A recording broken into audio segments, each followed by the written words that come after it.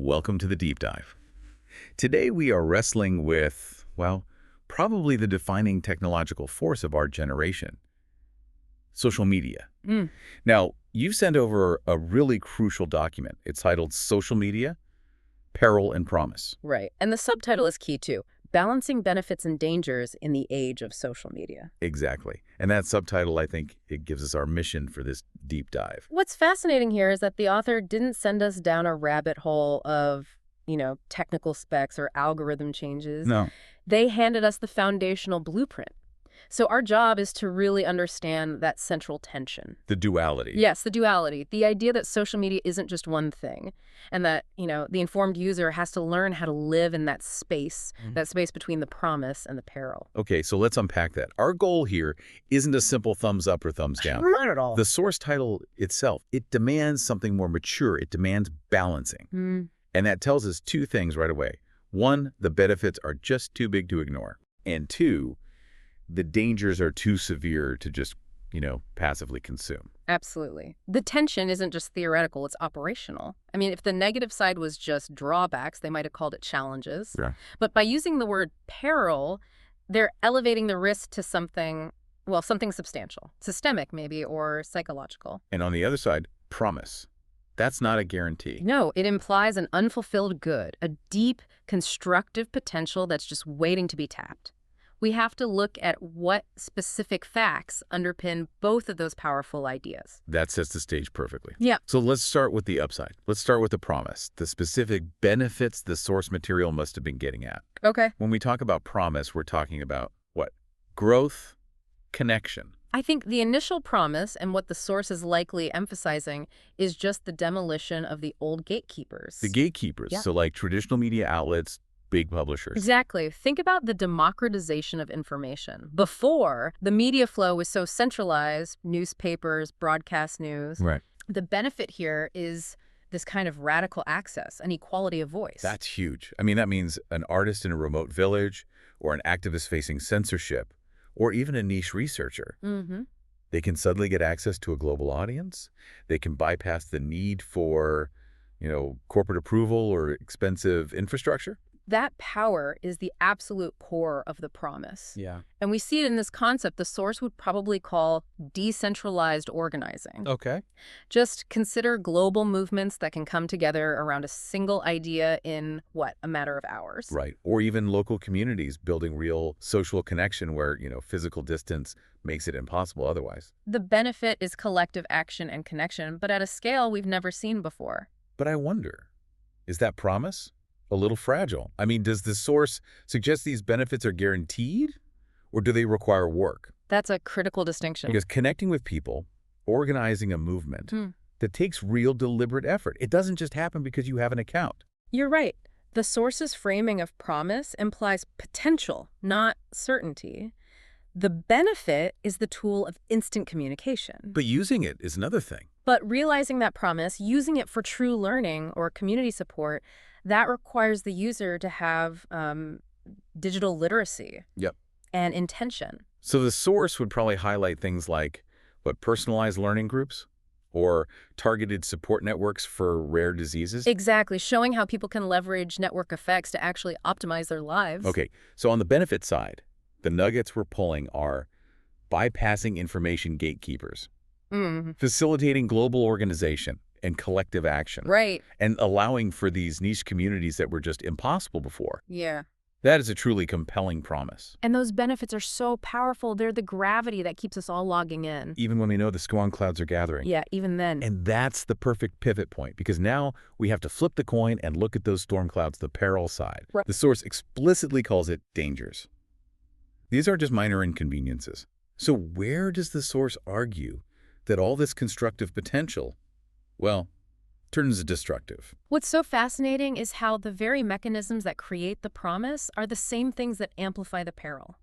How so? Take the speed and reach we were just praising. Speed is fantastic for organizing a charity drive. Sure. But it's catastrophic for stopping, say, a piece of weaponized misinformation or a coordinated deepfake. So the dangers aren't just accidental side effects. No. They're structural vulnerabilities. They're baked into the very system of global instant communication. Exactly. And I assume the source must dedicate a lot of space to what you could call information pollution. The way it just fundamentally changes how we get and verify facts. It has to. I mean, the most critical peril the source would define probably relates to cognitive erosion and information bubbles. The echo chambers. Yes.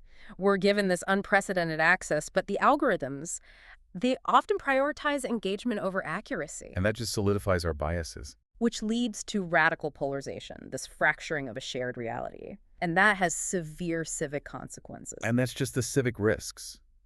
There are profound personal dangers, too.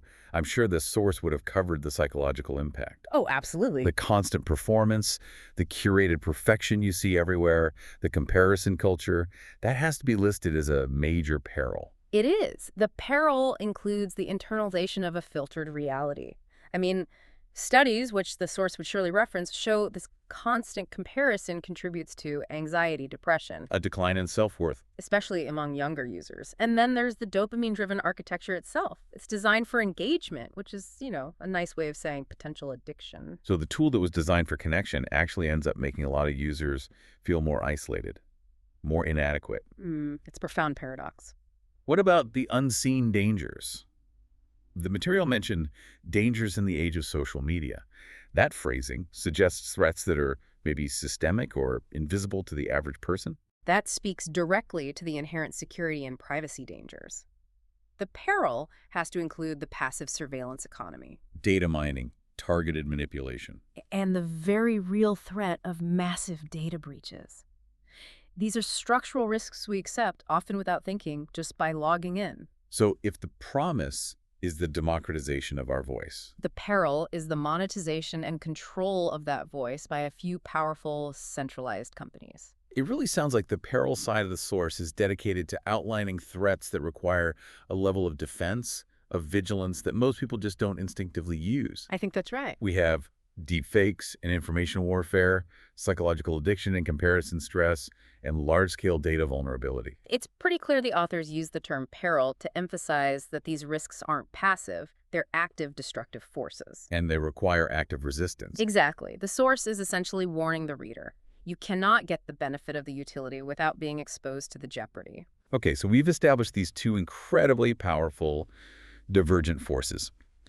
The life-enhancing promise and the potentially devastating peril. And the source argues that they exist at the same time, which means just quitting is impractical for most. But carelessness is catastrophic. Right.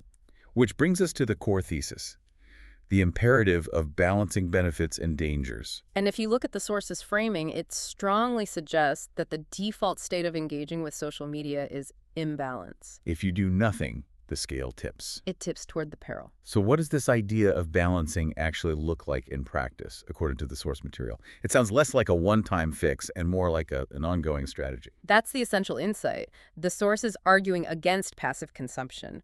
Balancing is the verb. It's the continuous action that's required. Yeah. It suggests the mature response is to synthesize both views, to recognize the utility while you continuously mitigate the harm. It requires the user to constantly actively weigh the trade-offs. Can you give us a concrete example of that? I mean, how does a person actually achieve this balance when the platform itself is designed to pull them toward the peril side, toward the addictive scroll, the polarizing content? Well, active management, based on the principles here, means defining your personal utility before you even open the app. Okay, so you go in with a purpose. Exactly. For instance, if the promise you're seeking is learning, then balance requires you to actively seek out diverse, authoritative voices. Instead of just passively accepting what the algorithm feeds you. Right. Or if the peril you're worried about is comparison anxiety, balance demands that you curate your feed strictly, muting accounts that trigger those negative feelings no matter how popular they are. So it's about setting boundaries.